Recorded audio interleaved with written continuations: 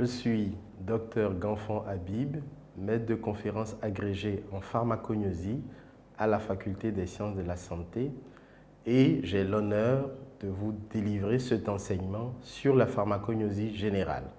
Beaucoup d'entre vous se demandent certainement, mais qu'est-ce que la pharmacognosie? La pharmacognosie, c'est une discipline de la pharmacie dont l'objectif est d'étudier les composés actifs d'intérêt thérapeutique isolés des ressources naturelles. Ressources naturelles dont les plantes sont une composante majeure car un important réservoir de molécules actives. Ainsi, dans le cadre de cet enseignement, nous aurons à parcourir la découverte d'un certain nombre de molécules d'intérêt thérapeutique, comme par exemple la quinine et l'artémisinine, qui sont aujourd'hui des molécules majeures dans la prise en charge du paludisme, ainsi que la morphine, qui est l'un des antidouleurs les plus puissants actuellement utilisés.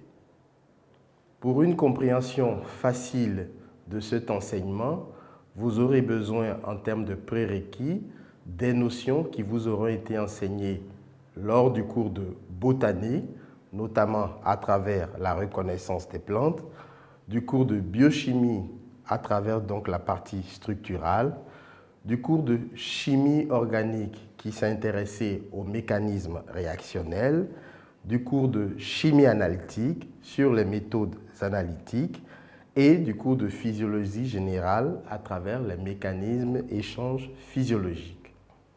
Ainsi, à l'issue de cet enseignement, vous devez être capable, en termes d'objectif général, de maîtriser les métabolites secondaires extraits des plantes à usage médicinal et, de façon spécifique, d'identifier les plantes sources de métabolites secondaires, de décrire les principaux groupes de métabolites secondaires des végétaux, de caractériser ces métabolites secondaires et enfin d'employer les plantes sources de ces métabolites.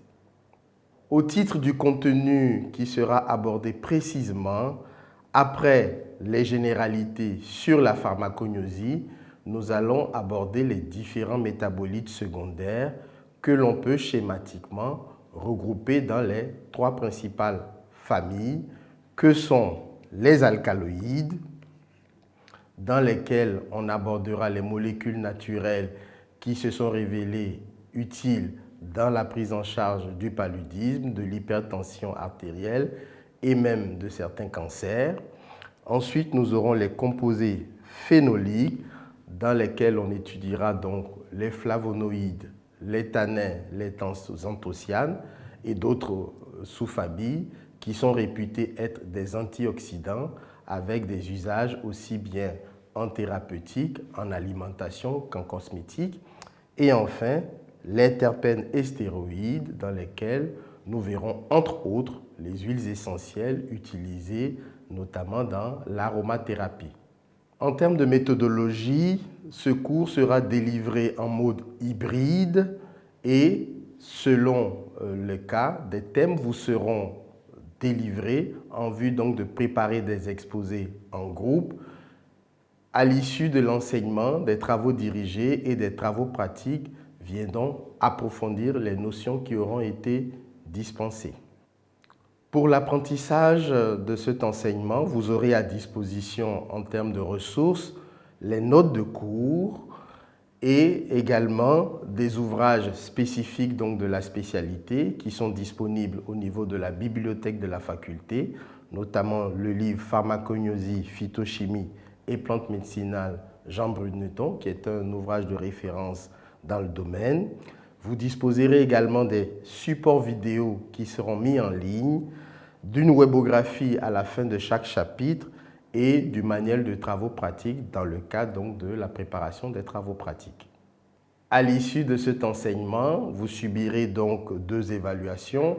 Une évaluation formative qui se déroulera progressivement lorsque nous égrenerons les différentes parties sous forme de quiz en fin de chaque chapitre et une évaluation sommative marquée par un examen écrit qui peut être composé soit des questions à réponse ouverte courtes ou de résolution d'exercices. Et pour les travaux pratiques, un examen final également sera préparé. Chers apprenants, voici ainsi présenté l'essentiel de ce que nous aurons à échanger ensemble dans le cadre de cet enseignement. Je voudrais donc vous inviter à être studieux et régulier dans l'utilisation des supports pédagogiques qui vous seront mis à disposition et ne pas hésiter lorsque vous en sentez le besoin à poser des questions. Je vous invite enfin à nous retrouver pour le prochain cours qui sera consacré donc aux généralités sur la pharmacognosie. À très bientôt.